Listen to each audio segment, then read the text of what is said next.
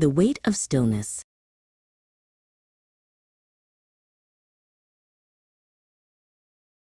The gate was crowded, a microcosm of 300 lives momentarily converging.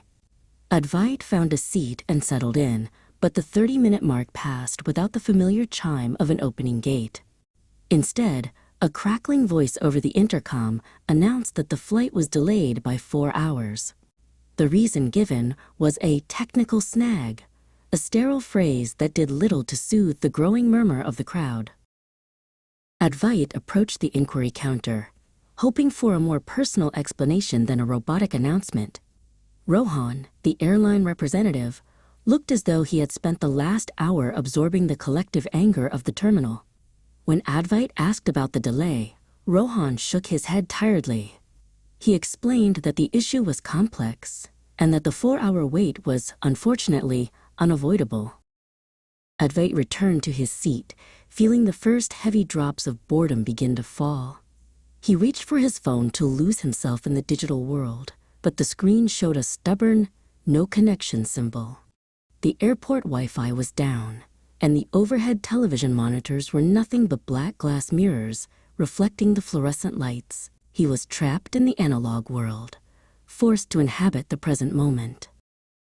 The psychological weight of the situation began to settle over the gate area.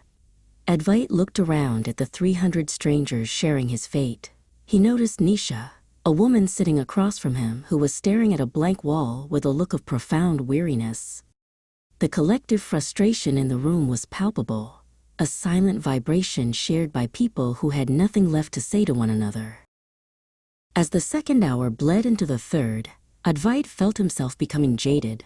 The initial anger had vanished, replaced by a dull, aching emptiness.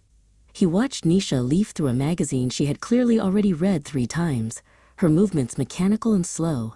They were all suspended in time, caught in a purgatory of plastic chairs and recycled air. Boredom, Advait realized, wasn't just a lack of things to do, it was a physical presence. It was the way his limbs felt like lead, and the way the clock on the wall seemed to tick slower with every passing minute. He tried to pace the length of the terminal, but the sight of hundreds of people slumped in various states of despair only made the feeling more acute.